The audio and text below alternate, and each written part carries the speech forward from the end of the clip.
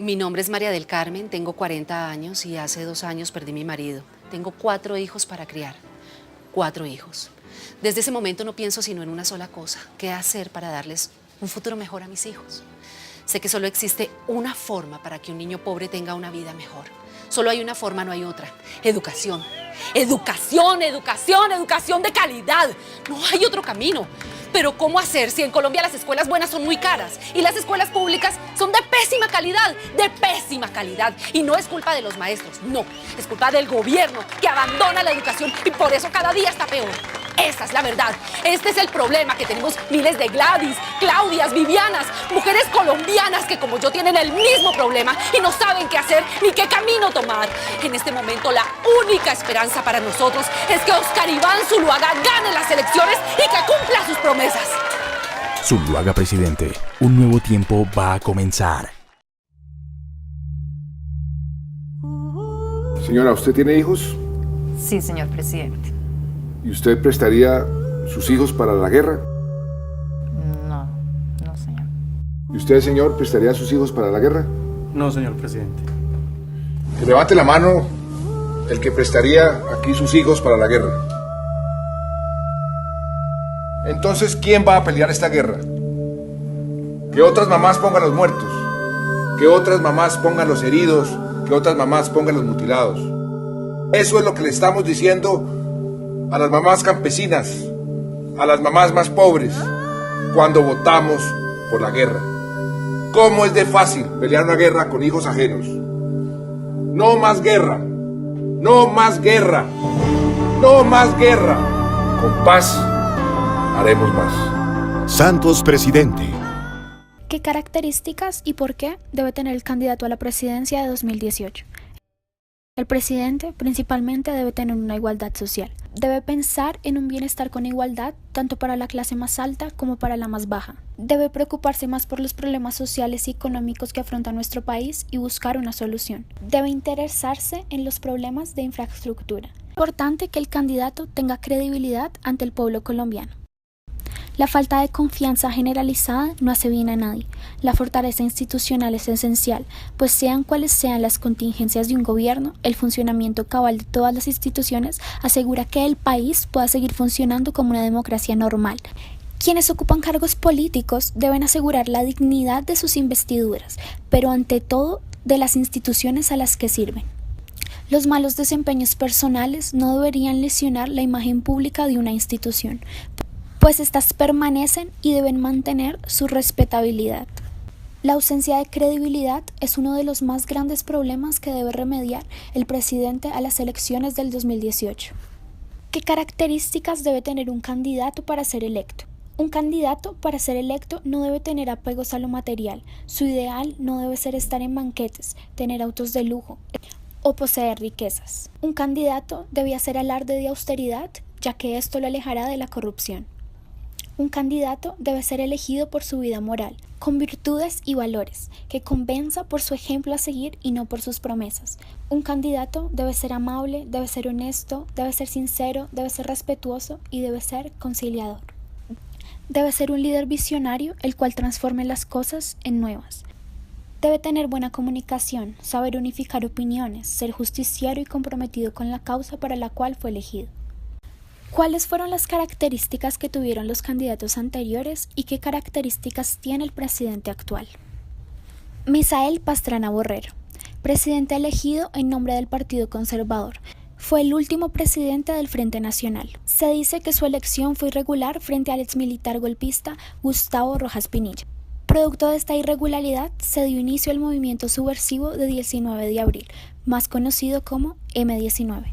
Durante el gobierno de Misael Pastrana se dio inicio a la financiación de vivienda mediante el sistema UPAC, Unidad de Poder Adquisitivo Constante, sistema que con los años demostró ser impagable y que según muchos expertos generó la quiebra del sector financiero en los años 90. También se hizo una importante inversión en la infraestructura con la pavimentación de 2.500 kilómetros de vías principales y la rehabilitación de 700 kilómetros de vías del ferrocarril, y se nacionalizó la industria petrolera. Alfonso López Michelsen, presidente elegido en nombre del Partido Liberal, derrotó al conservador Álvaro Gómez Hurtado. Su promesa de campaña fue un mandato claro y la reducción de la brecha de la pobreza. Para lograr cumplir con su tesis de campaña, realizó una reforma tributaria bastante agresiva, creando el impuesto a ganancia ocasional, titulando a muchos minifundios campesinos. Durante su mandato se hizo revisión de muchos de los tratados internacionales de fronteras que tenía Colombia. El INCORA asumió el manejo de los distritos de riesgo y el salario mínimo de las personas del campo se incrementó un 200%. Debió afrontar el paro nacional más grande de toda la historia, paro que debió solucionar estableciendo el toque de queda. Durante su gobierno se tuvo la inflación más alta que haya sufrido el país en toda la historia. Julio César Turbay Ayala, presidente elegido en nombre del Partido Liberal, derrotó al conservador Belisario Betancur Cuartas. Su premisa en la campaña eran la producción, la seguridad y el empleo. Los críticos determinaron su gobierno como el centro izquierda. Durante su gobierno se inició la descentralización administrativa de los departamentos y municipios. Se vivió la toma de la Embajada de República Dominicana por 62 días por parte del M-19 y se realizó el robo de 5.000 armas del Cantón Norte por parte de la misma guerrilla. Se firmó la ley de la amnistía que buscaba que los ciudadanos alzados en armas las entregaran sin sufrir ningún tipo de condena por sus delitos, ley que tuvo muy poca acogida y por el contrario surgió el grupo MAS, Muerte a Secuestradores, grupo que surge por el incremento de la extorsión y el secuestro en el país. Belisario Betancur Cuartas, presidente elegido en nombre del Partido Conservador, derrotó en las elecciones al liberal Alfonso López Michelsen, con la frase de campaña «Sí se puede». Durante su gobierno se aprobó la elección popular de alcaldes. Se inició el programa Camina para la alfabetización de toda la población. Se promovió la compra de viviendas sin cuota inicial y se inició el proceso de explotación y exportación del carbón en la Minja del Cerrejón. También se inició la transmisión de televisión de los canales regionales Teleantioquia y Telecaribe. Buscó alcanzar la paz mediante la presión por parte de la ciudadanía y se hicieron campañas como colocar una paloma en las ventanas de las casas o en una hora específica sacar un pañuelo blanco por la ventana para solicitar por la paz de Colombia. En el argot popular era conocido como el presidente poeta. Gilio Barco Vargas, presidente elegido en nombre del Partido Liberal, derrotó en las elecciones al conservador Álvaro Gómez Hurtado. El gobierno de Barco fortaleció e inició el Plan Nacional de Rehabilitación, cuyo objeto fue la lucha contra la pobreza absoluta, reformas en la estructura agraria urbana y en la administración de la justicia.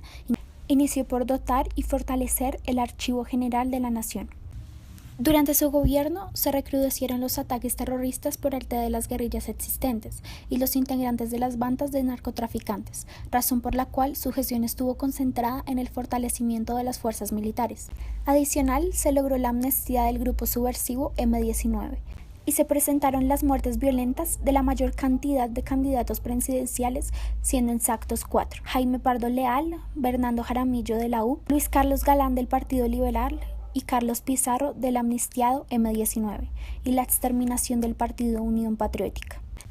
Los más atroces actos terroristas luego de la declaración de extraditar narcotraficantes, o la de muerte a los que criticaran o se expusieran totalmente al fortalecimiento del negocio del narcotráfico, como atentados a las instalaciones de El Espectador en Bogotá, Vanguardia Liberal en Bucaramanga, avión comercial en Avianca en pleno vuelo, Hotel Hilton en Cartagena, destrucción de la sede administrativa del Departamento Administrativo de Seguridad, DAS. César Gaviria Trujillo, presidente elegido en nombre del Partido Liberal, derrotó en las elecciones al conservador Álvaro Gómez Hurtado y Antonio Navarro Wolf del M-19. Durante su gobierno se realizó la constituyente y se modificó la Constitución por la de 1991. Se modificó la política del comercio internacional, dando la llegada de la apertura económica y el ingreso de nuevas marcas y empresas internacionales al país. Producto de la nueva Constitución se logró la creación de nuevas instituciones como la Corte Constitucional, la Fiscalía General de la Nación, la Defensoría del Pueblo y el Consejo Superior de la Judicatura. Se dio inicio a la hoy conocida Ley 100, que reformó el Sistema General de Seguridad Social. Ernesto Samper Pizano, presidente elegido en nombre del Partido Liberal, derrotó en segunda vuelta a Andrés Pastrana Arango, primera vez que se utiliza el mecanismo de segunda vuelta si un candidato no logra el 50% más un voto como mínimo en primera vuelta. Se denominó su gobierno como el salto social. Durante su gobierno se inició en operación el Sisbén. Su gobierno se vio inmerso en una crisis por la financiación de las campañas por parte de las mafias del narcotráfico, lo que dio inicio del que se conoció como el proceso 8000, donde la Fiscalía condenó un sinnúmero de políticos por la financiación de campañas de manera irregular. Andrés Pastrana Arango, presidente de origen conservador, derrotó en segunda vuelta al liberal Horacio Serpa Uribe. Durante su gobierno se dio inicio al conocido Plan Colombia y a la negociación en el Caguán con el grupo insurgente de las FARC. No se recuerdan obras de infraestructura ni políticas de Estado, pues su labor se concentró en mejorar la imagen del país a nivel internacional, producto de lo afectada que quedó después del proceso 8000 por la financiación de las campañas políticas de 1994. Álvaro Uribe Vélez, presidente de origen liberal, derrotó en primera vuelta a su principal contendor, el también liberal Horacio Serpa Uribe. Para su segundo mandato derrotó al político de izquierda Carlos Gaviria. Centró su gobierno en un ataque frontal a las guerrillas de izquierda y con los paramilitares promovió su desmovilización y dejación de armas. Se logró la disminución de los secuestros extorsivos y políticos. Desde el punto de vista militar, se logró disminuir las guerrillas de las FARC y el ELN bajo el esquema de política de seguridad democrática. A nivel económico, se logró la disminución de los índices inflacionarios y el aumento de la inversión extranjera. Se caracterizó por ser un presidente mediático y contar con un alto apoyo por parte de la ciudadanía. Juan Manuel Santos Calderón, político de origen liberal. En su primera elección derrotó en segunda vuelta al independiente Antanas Mocos y en su primera reelección derrotó en segunda vuelta al candidato del Centro Democrático Óscar Iván Zuluaga. Durante su gobierno se ha concentrado en el proceso de paz con el grupo guerrillero de las FARC, logrando actualmente que se esté llevando su proceso de desmovilización y entrega, lo que lo ha hecho merecedor del Premio Nobel de la Paz en el año 2016. Su gobierno ha sido el que más ha invertido en infraestructura y se logró llevar nuevamente los índices inflacionarios a índices de un solo dígito, disminución de las tasas de desempleo a un solo dígito y los escándalos de corrupción más grandes vividos en gobiernos anteriores, lo que ha afectado notoriamente su imagen. Ha iniciado adicionalmente programas como Serpi lo Paga y la reestructuración del Sistema General de Seguridad Social en Salud y el programa más grande de entrega de viviendas gratis y de acceso de otros estratos a vivienda nueva y usada.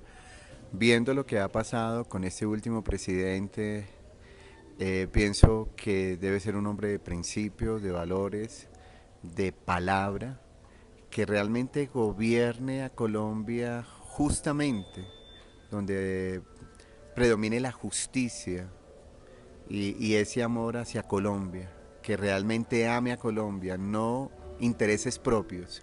Es lo que necesita Colombia, un hombre que se confíe en él y que realmente pueda sacar a Colombia de la difícil situación económica, de la difícil situación que viven los niños, por ejemplo en La Guajira, en el Chocó, que son ejemplos de una falta de gobierno. Por eso es indispensable un hombre con esos principios, que ame a Colombia y que vea por la salud del país, por el menos desfavorecido y que haya un equilibrio a nivel nacional e internacional.